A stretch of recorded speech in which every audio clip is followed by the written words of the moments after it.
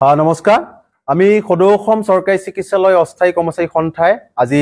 শিৱসাগৰ জিলাত এখন সাধাৰণ সভা আমি আয়োজন কৰিছো আৰু আমি এই সভাখনত আমি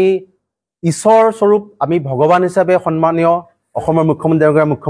ডাঙৰীয়া আমি একপি ফটো আমি ৰাখি সন্মুখত তেওঁক ভগৱান হিচাপে মানি আজি এই বাৰ্তাটো আপোনালোকৰ সংবাদ মাধ্যমৰ যোগেদি অসম চৰকাৰলৈ আহ্বান জনাব বিচাৰিছো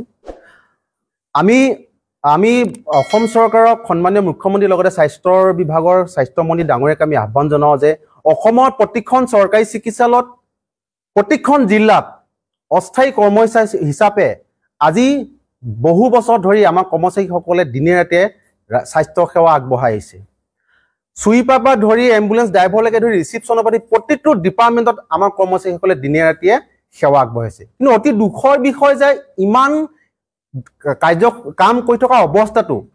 আজিলৈকে আমাৰ মানুহখিনিয়ে দৰমহা হিচাপত মাত্ৰ 1000 আৰু 4000 টকা পাই আছে অসম চৰকাৰৰ মুখ্যমন্ত্ৰীক আমি আহ্বান জনাম যাতে এই কৰ্মচাৰীসকলক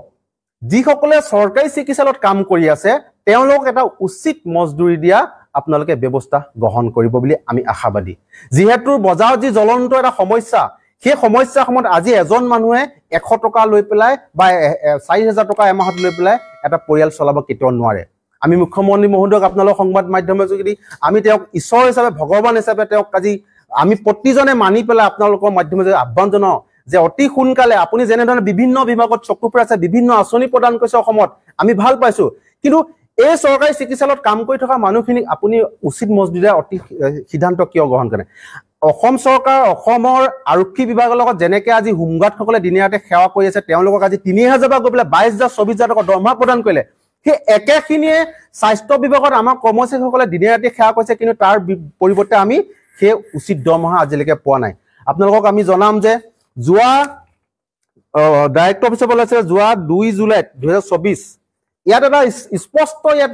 প্ৰকাশ কৰিছে ডাইৰেক্টৰ অফিচৰ পৰা যে আমাক এটা মিনিমাম সালাৰি দিয়া তেওঁলোকে এটা ব্যৱস্থা গ্ৰহণ কৰিব আৰু অসমৰ প্ৰতিখন চৰকাৰী চিকিৎসালয়ত থকা যিসকল অস্থায়ী কৰ্মচাৰী আছে তেওঁলোক 3টা কেটেগৰীত ভাগ কৰি লৈছে 5 বছৰ ওপৰ আৰু 10 বছৰ ওপৰখিনি 3টা কেটেগৰীত ভাগ কৰি লৈছে কিন্তু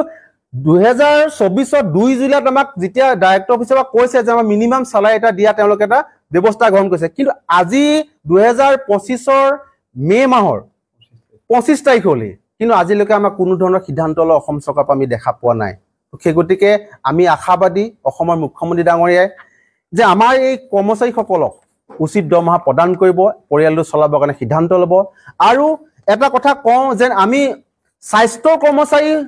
হিচাপে কাৰণে আমি আজি প্ৰতিবাদত ৰাজপথলৈ ওলাবলৈ এটা লাজ অনুভৱ কৰিছো যদি অসম চৰকাৰে আমাৰ প্ৰাপ্য অধিকাৰখিনি যদি সময় অনুযায়ী যদি অক্টোবৰৰ ভিতৰত আমাক যদি প্ৰদান নকৰে তেতিয়াহ'লে কিন্তু সদৌ অসম চৰকাৰী চিকিৎসালয় অস্থায়ী কৰ্মচাৰী সন্থা কিন্তু মনে মনে বহি নাথাকিব তেতিয়া ৰাজপথলৈ ওলোৱা আমি বাধ্যতা হ'ম কিন্তু আমি জগৰীয়া হ'ম তেতিয়া কিন্তু অসম চৰকাৰ জগৰীয়া হ'ব নমস্কাৰ পোনপ্ৰথমে সদৌ অসম চৰকাৰী চিকিৎসালয়ৰ অস্থায়ী স্বাস্থ্য কৰ্মচাৰী সন্থাৰ তৰফৰ পৰা মাননীয়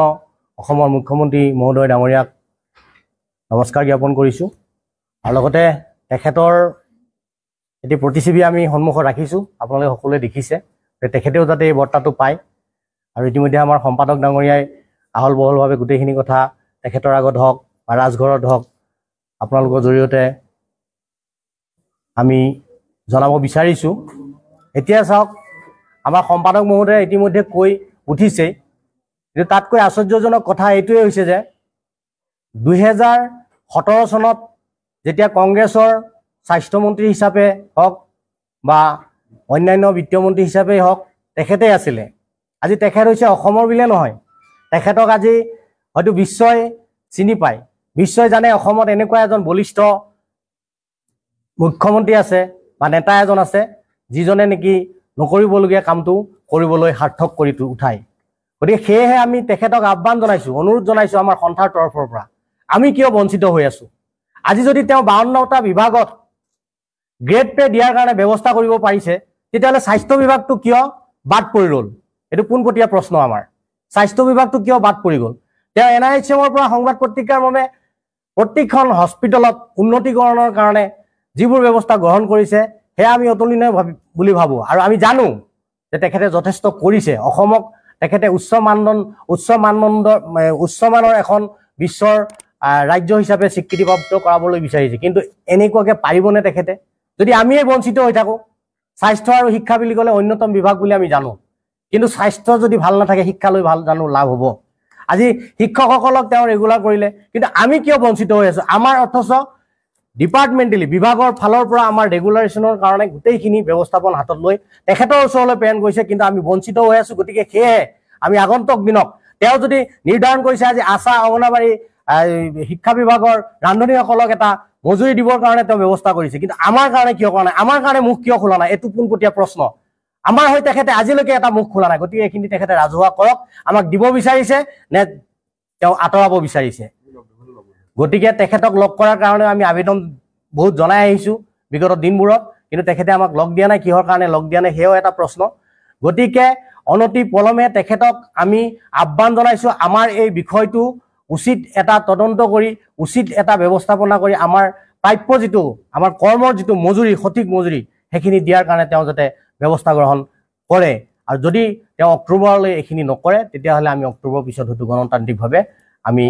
নিশ্চিতভাৱে আমাৰ কৰ্মচাৰী এই অস্থায়ী স্বাস্থ্য কৰ্মচাৰীখিনিয়ে এটা আন্দোলনৰ কাৰ্যসূচী হাতত ল'বলৈ বাধ্য হ'ম আৰু তাতে যদি কিবা অপ্ৰীতিকৰ কিবা উদ্দণ্ড পৰিস্থিতিৰ সৃষ্টি হয় তেতিয়াহ'লে সমূহ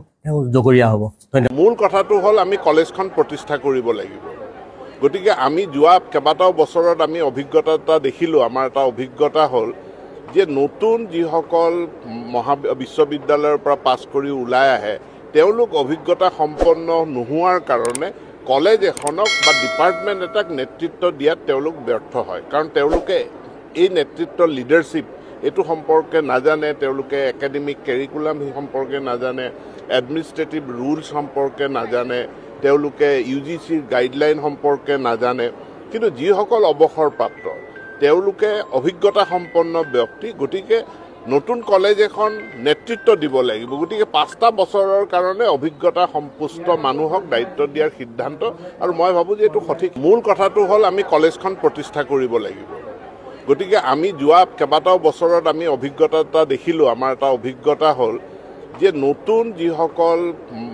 বিশ্ববিদ্যালয়ৰ পৰা পাছ কৰি ওলাই আহে তেওঁলোক অভিজ্ঞতা সম্পন্ন নোহোৱাৰ কাৰণে কলেজ এখনক বা ডিপাৰ্টমেণ্ট এটাক নেতৃত্ব দিয়াত তেওঁলোক ব্যৰ্থ হয় কাৰণ তেওঁলোকে এই নেতৃত্ব লিডাৰশ্বিপ এইটো সম্পৰ্কে নাজানে তেওঁলোকে একাডেমিক কেৰিকুলাম সম্পৰ্কে নাজানে এডমিনিষ্ট্ৰেটিভ ৰুলছ সম্পৰ্কে নাজানে তেওঁলোকে UGCৰ গাইডলাইন সম্পৰ্কে নাজানে কিন্তু যিসকল অৱসৰপ্ৰাপ্ত তেওঁলোকে অভিজ্ঞতা সম্পন্ন ব্যক্তি গতিকে নতুন কলেজ এখন নেতৃত্ব দিব লাগিব গতিকে 5টা বছৰৰ কাৰণে অভিজ্ঞতা সম্পুষ্ট মানুহক দায়িত্ব দিয়াৰ সিদ্ধান্ত আৰু মই ভাবোঁ যে এইটো সঠিক